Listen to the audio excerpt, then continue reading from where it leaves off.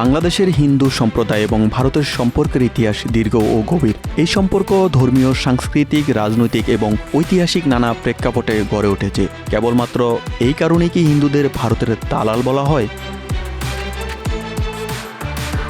হিন্দু ধর্মের উৎপত্তি স্থল ভারত এবং এর সাথে জড়িত হাজার হাজার বছরের প্রাচীন ধর্মীয় ঐতিহ্য, উপাসনালয় এবং পবিত্র স্থানগুলি এই ধর্মের অনুসারীদের কাছে অত্যন্ত গুরুত্বপূর্ণ, যেমনটা মুসলিম ধর্মের অনুসারীদের কাছে কাবা শরীফ কিংবা মক্কা নগরী।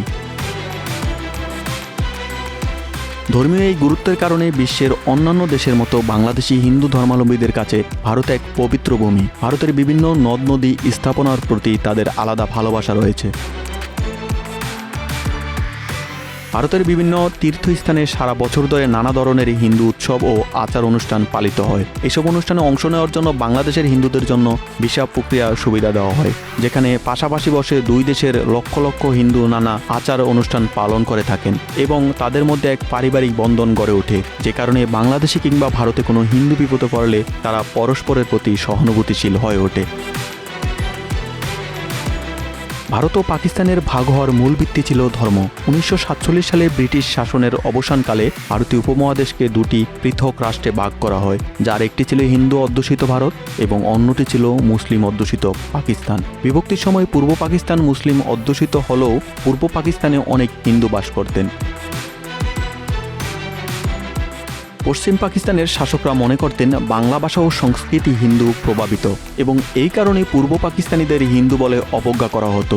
আর এই দৃষ্টিকোণ থেকে 1971 সালে বাংলাদেশের মুক্তিযুদ্ধের সময় পাক বাহিনী হিন্দুদের উপর অত্যাচার চালায়, যেখানে ভারত হিন্দুদের আশ্রয় ও নানাভাবে সহায়তা করে।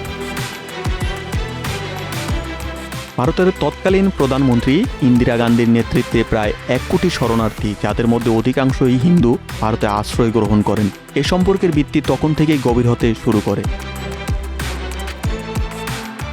এর আগে 47-এ ভারত পাকিস্তান ভাগের সময় পরবর্তী কয়েক বছর ধরে পূর্ব পাকিস্তান থেকে অনেক হিন্দু ভারতে চলে যায়। এক পরিসংখ্যানের তথ্য অনুযায়ী 1947 থেকে 1951 সালের মধ্যে প্রায় 35 লক্ষের কাছাকাছি হিন্দু জনগোষ্ঠী ভারতে স্থায়ীভাবে চলে যায়। পশ্চিমবঙ্গের জনসংখ্যা তখন প্রায় 20% বেড়ে যায়। 1951 সালের আদমশুমারি অনুসারে পূর্ব পাকিস্তান থেকে ভারতে আসা হিন্দু শরণার্থীদের সংখ্যা প্রায় 25 লক্ষ।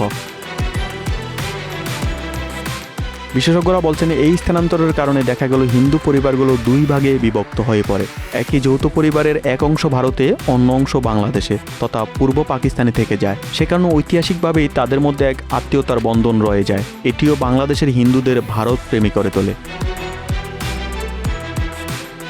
ভারতের বিভিন্ন রাজনৈতিক দল, বিশেষ করে বিজেপি, বাংলাদেশের হিন্দু সম্প্রদায়ের প্রতি সংবেদনশীল, কেননা তারা হিন্দুত্ববাদের রাজনীতি করেন। বিজেপি সরকার ক্ষমতায় এসে 2019 সালে ভারতের সিটিজেনশিপ অ্যামেন্ডমেন্ট অ্যাক্ট পাশ করে, যা বাংলাদেশ সহ অন্যান্য দেশের নির্যাতিত হিন্দুদের নাগরিকত্ব প্রদান করতে উদ্যোগী হয়, যা বাংলাদেশের হিন্দুদের প্রতি ভারতের রাজনৈতিক দায়িত্বশীলতা প্রকাশ করে।